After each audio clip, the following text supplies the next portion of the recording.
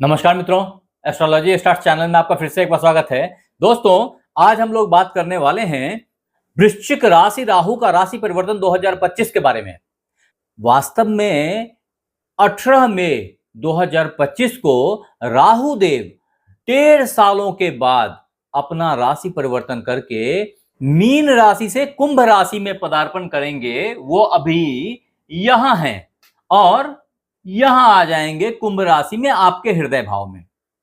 वृश्चिक राशि जो कि मंगल की राशि है, उसको अभी तक राहु का बेनिफिट कायदे से नहीं मिला था, जबकि पंचम में राहु को बहुत अच्छा माना गया है। मैंने इसके लिए राहु के ऊपर विस्तार से एक वीडियो बनाई है, अगर आपने नहीं देखी तो जरूर से देखिए उसको। उसमें हमने इन बातों को बहुत कायदे से डिफाइन किया है और एक एक बातें बताई है कि राहु किन किन हाउस में अच्छा होता है, किन किन हाउस में खराब होता है। उसके अकॉर्डिंगली ही आपको यहां बता रहा हूं कि राहु का ये भाव जो पंचम भाव है, ये बहुत अच्छा माना गया है, क्योंकि वास्तव में पंचम भाव में यहां पे राहु का प्रेजेंस यूजुअली शेयर, सट्टा, लॉटरी, इन सब से बहुत जबरदस्त आमदनी देता है। हालांकि राहु यहां मीन राशि में थे, जिसका परिणाम है कि आपको उतनी बड़ी मात्रा में आमदनी नहीं हुई होगी, वहां भी लिमिटेशंस कुछ ना कुछ फील हुआ होगा, ऐसी मेरी मान्यता है। जिसका प्रमुख कारण राहु का मीन राशि में प्रेजेंस है। अगर यहां पे इनका कोई सपोर्टिव हाउस होता, जैसे कि कुंभ यहां के बदले यहां होता, तो ये आपको बहुत ही स्वर्णिम अपॉर्चुनिटी देता, बड़ी बड़ी लॉटरी, बड़ी बड़ी बेनिफिट्स अचीव करने का। जबकि इसके उलट वास्तव में लास्ट 45 डेज यानी कि 29 मार्च के बाद ही जब शनिदेव यहां से यहां आ गए, तो एक पिशाच योग का निर्माण हुआ। इस पिशाच योग में, जो कि 29 मार्च से स्टार्ट हो गया आपके जीवन में, 18 मई तक लगभग इसका प्रभाव बना रहेगा। तदोपरांत राहु देव अपना राशि परिवर्तन करके शनि के सानिध्य से हट जाएंगे, यहां से दूर हो जाएंगे। ऐसी हालत में पंचम भाव की स्थिति बेहतर हो जाएगी, वापिस से संतान की स्थिति बेहतर हो जाएगी। सही शब्दों में बताऊं तो जो आपकी खुराफाती बुद्धि लग रही थी ना, वो खुराफाती बुद्धि के चलते जो प्रॉब्लम्स आ रहे थे, वो प्रॉब्लम्स सबसाइड कर जाएंगे, ऐसी मेरी मान्यता है। ये सब कुछ 18 मई के बाद से आपको देखने को मिलेगी। हालांकि राहु का इस भाव में आ जाना काल सर्पयोग का एक तरीके से निर्माण करता है।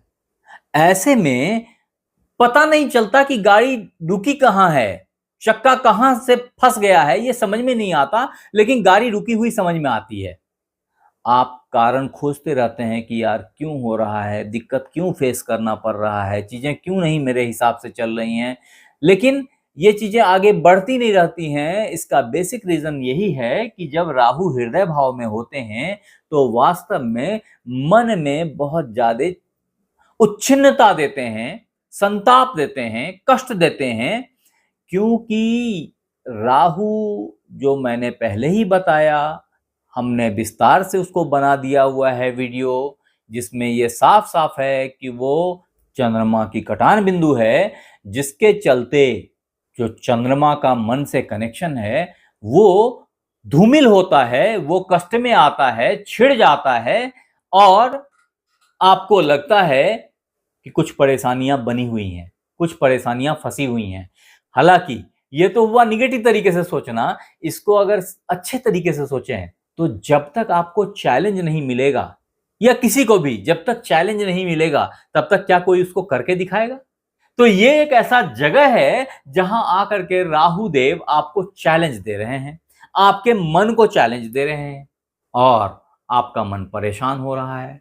ये सच है, ऐसे समय में आपको घर का सुख नहीं मिलेगा, कई दफा गाड़ी का सुख नहीं मिलेगा, तो ये सब प्रॉब्लम होएगी। मन आक्रांत रहेगा, कष्ट में रहेगा।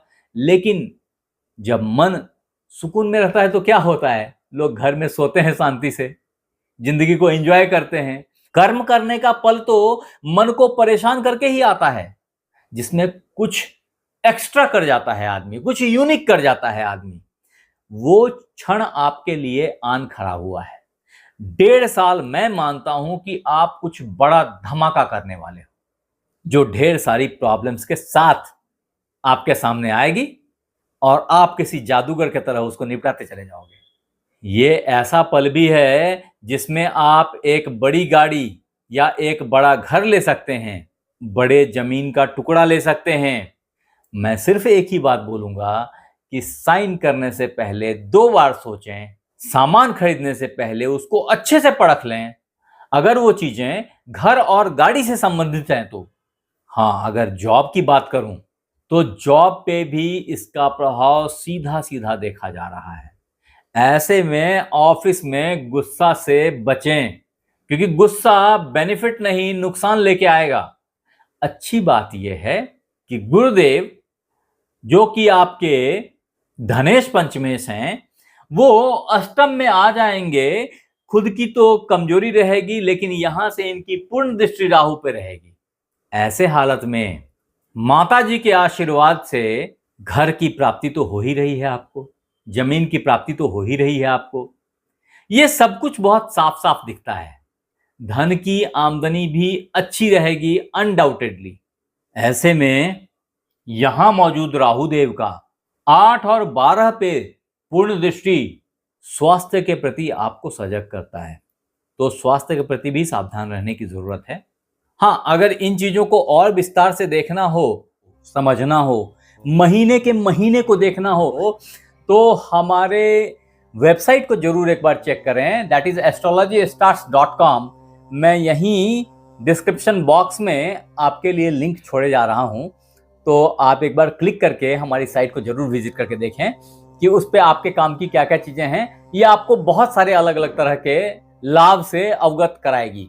आगे बढ़ते हैं।